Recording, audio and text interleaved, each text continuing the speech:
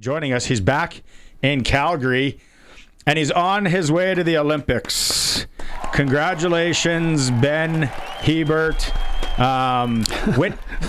Okay, shoot it to me straight here. Keep in mind we're live on the radio. Okay, keep in mind we're live here. When did the party end? I actually was the first one. I pulled the pin at 4 a.m.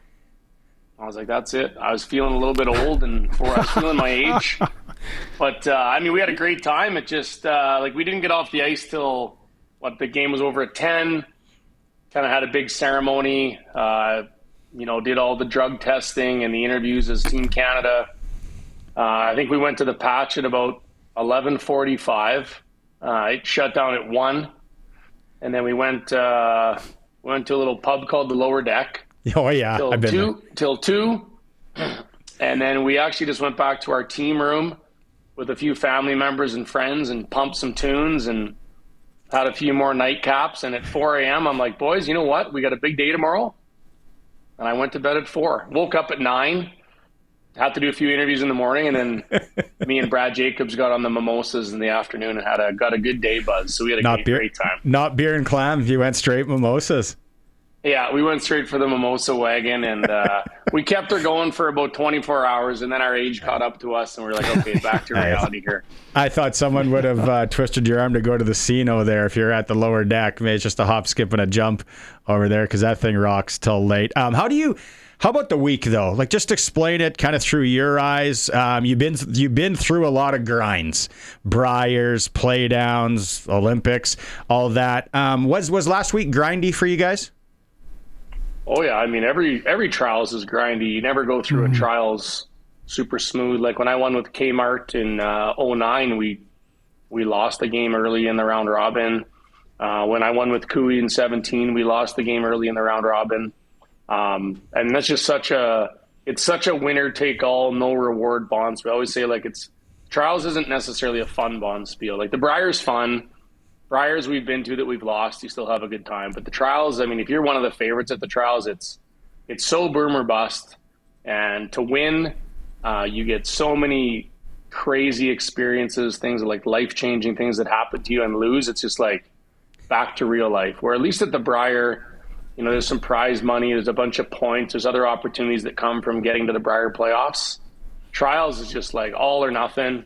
If you're a lower ranked team and you're there for a good time, sure, but I've never had that experience. I've always had a decent team at the trials and a chance to win. So at the end of it, it's just let's decompress and twist off here a little bit and have a good time. But it was a grind of a week. But that's what we play for. Those cool opportunities that don't come around very often, and to be able to seize the moment like we did again, man, on top of the world. So when you're grinding, especially in your position, Brad, as a lead, who you were voted the best lead of all time in curling by a TSN poll, by the way.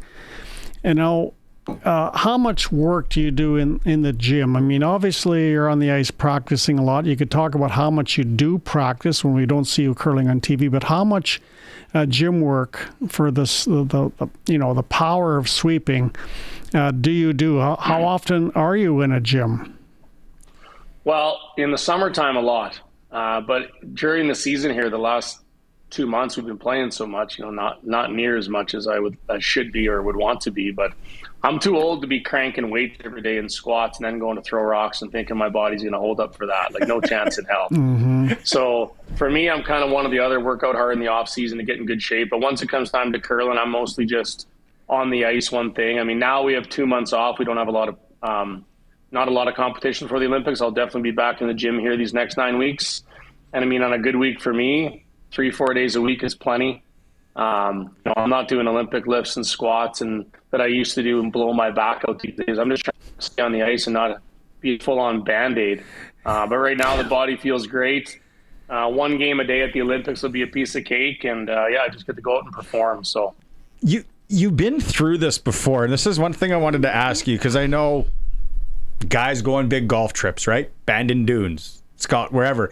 It's you kind of want to keep working out and doing stuff, but you're really cautious because it's I can't be hurt for this thing. So how cautious are you now leading up to this in February? Well, a little more cautious than I was leading up to our hold. Probably I hurt my back really bad in 2021 deadlift. Knock on wood. Okay, knock on wood. I was thinking I was still a hero and trying to be a bodybuilder at 21, and I hurt my back. And ever since then, I wouldn't say it's been quite 100. Yeah. So for the last 3-4 years, I've really been doing, I would say not the biggest, manliest workouts that I used to do when I was, cranking weights at level 10 in Regina and throwing around as much as I could. Chalking up. I'm pretty safe with, yeah, exactly. Yeah, I'm not doing that anymore. If that's what people think that I'm doing, that's incorrect. So, but it's, hey, get the body feeling good, feeling healthy, no injuries. I'm going into the Olympics with no injuries. So, whether I look cut like a diamond or a bag of milk, I won't have any injuries. I'll be feeling real good. Baggy shirts, man. Lulu stuff, right? Nice and fitted. How do you approach a best of 3 like that? I was actually curious on that. Yeah, that was my first best of 3 ever in curling. So something new for this old dog to be able to experience. But after the first game, I was like, damn, I wish it was one gamer. But actually, we were super. I think we could really feel the tension in the other team in that second game when it was elimination for them and not elimination for us. I think that was a lot. I think the first game, it was just, the ice was a little tricky the first game, a few extra misses out there, but I didn't feel the tightness or the tension because it was game 1. But by game 2, it was do or die for them and it wasn't for us. And I felt like we were a lot more veteran in that second game, and it could have been because of the situation. But even if you see my celebration here, like normally in those moments I black out and I don't remember anything. And I was completely calm and composed. And I can pretty much guarantee if that was game 3 and it was make and win or miss and lose, I don't think you would have saw that reaction from me. So I think just the situation and the understanding that we had an extra life, it was huge to win that first game and give us the opportunity to play real free in game 2 and close it out. Well, in Moose Jaw, when you're in Moose Jaw at the Worlds last year, Brad Jacobs said that you, Mark Kennedy, and Brett Gallant helped him enormously as a skip and in the mental game of curling. You don't usually hear the skip say that about the other 3 players on the team, but he did. He was adamant that you 3 were a huge part of his success now. Can you talk us through that and how that evolved? Well, I think it certainly goes both ways. He's really the reason why we're here today as well. So he can say all that nice stuff to BS, but we know we're here because of him. But I think just our experience, like Brett Gallant played with Brad Gushue for 10 years. Me and Mark Kennedy played with Kevin Martin, Kevin Cooey, 2 of the best strategic skips in the game. And, if you're a young player like I was at the time and you're not, taking down all the notes and taking it all in, being a sponge of those guys and learning along the way, to not have anything to give back to the younger teammates or players, that would be a real rookie move. And so I learned so much from those guys playing for, 15, 16 years with 2 of the greatest skips ever in Canada.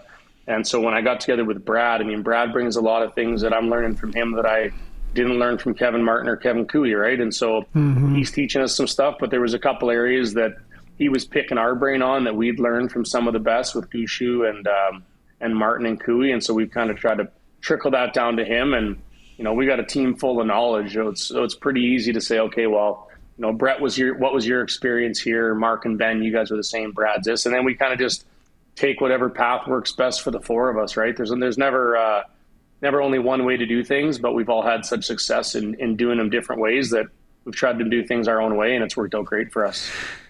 I didn't see the unit Griff shirtless at the trials. I don't know if that maybe etiquette wise he wasn't allowed to do there if he wasn't there. But how does it play out now for you to kind of obviously we got to get the family there, and it's going to be different for you because the kids are a little bit older. They're going to get it this time around, I would suspect.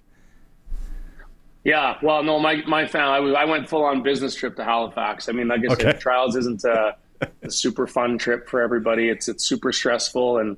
We went in as the favorite. So you go in as the favorite. When you win, you get all the glory and all the fun stuff that comes with it. My sick new sweater I picked up yesterday. That is nice. You get all these. It's real nice, boys. And so You get a lot of cool things. And so I told the fam that you're not coming. And they were booked to come to Newfoundland for the Brier. But now it looks like we're canceling that. And I've been on all these Italian websites all morning looking for some houses and just grinding my bank account right down to the dirt to get everybody there. But no, my family's for sure going to be coming, man. It's, you don't get these opportunities very often. And certainly like being one of the oldest Olympians with kids that are 12 and 8, the last time I went, my son was 1 and my daughter was 5. So, they don't remember that in Pyeongchang, but now we're going to Italy and, they really want to join. My son has to miss a bunch of hockey. My daughter has to miss her Alberta Winter Games, curling provincials, which she'd be a part of. They have a great little team. They probably have a decent chance to win, but my wife said, yeah, right. We're going to Italy.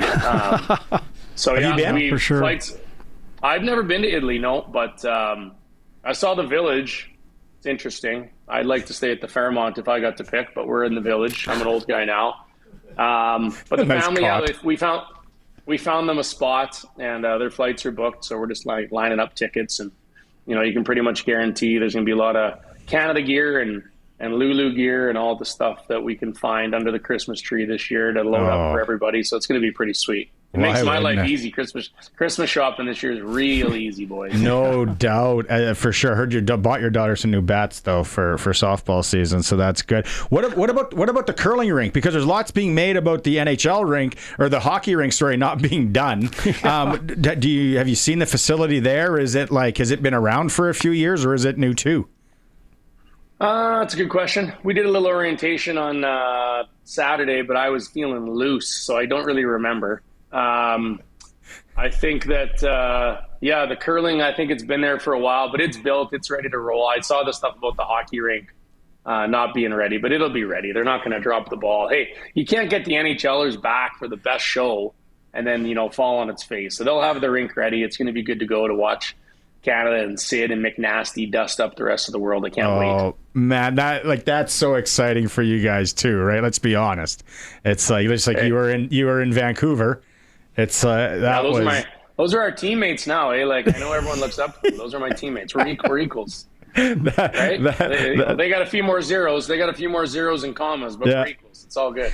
Maybe Coop will ask you for some advice. You never know. What about Rachel Homan, man? And I know you guys celebrated with them. Like, talk about another wagon. Oh, they are nasty, man. Yeah, that the good thing for not only Curling Canada own the podium. Every Canadian curling fan, they're such heavy favorites, and they've just had 2 years of complete domination. Rachel herself, she's a stone cold killer. Great friend of mine. I've known her for a long time. I was super happy for them.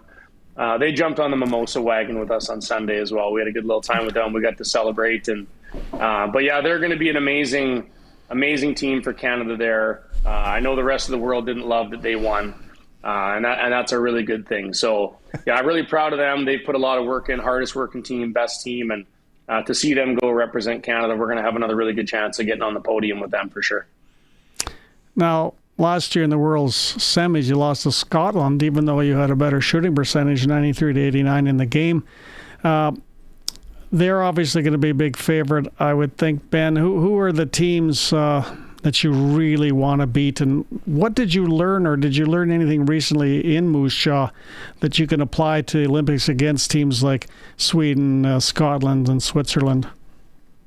I think the biggest thing that we learned is that we went 12-2 against that field, and we're the same team, and going to play those same team, it gives us a lot of confidence. That was our first year together as a team with Brad and Mark, and I hadn't been to a World since 19, so to test the waters there to see if we could compete and to go 12-2 and play as well as we did. And, got dealt a bad hand in the semi, having to play Bruce because they didn't have a great round robin. And then Switzerland got that soft little game in the semi. Like we were realistically, we were the second best team there. Bruce's team kind of outplayed us in the semi. But I think we played that Switzerland team in the round robin and beat them 11-3. So a lot of good things from us that come out of that week. Just the confidence that we can be on the podium there. Certainly Bruce is the number one team in the world. We're going to have to elevate our game to beat him. But don't kid yourself. We ain't far behind. And as much as a lot of the women's teams did not love Rachel winning, none of the men's teams love that we won either. So we're going to be bringing it. We're a confident team. We put a lot of hard work in. We got great pieces, youth, experience, tons of energy, tons of shots. We're going to go there and we're going to try to get a gold medal. And if we don't, we come home with any medal. But I'll tell you what, we ain't going there with any lack of effort and excitement and determination. So that's a good thing for our team and for the rest of the country. That's the way to do it right there. Roll, kick the door in when you show up, right? NOD style. Let's go. We're here. What kind of slacks did they give you? What did they give you underneath for that? That's a nice tarp, by the way. Yeah, this is real nice. What did we get? Yesterday we got just a nice black Lulu shirt, and we got this beauty sweater, and we got matching pants. They're like hammer pants. They're huge bell bottoms at the bottom. Mine are.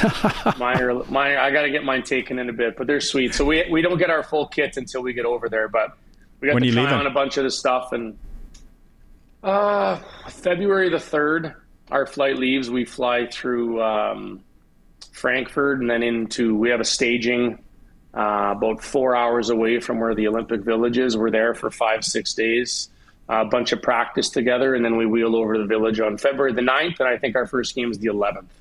Any of the fellows from Regina booking flights or planning to kind of leech on somewhere?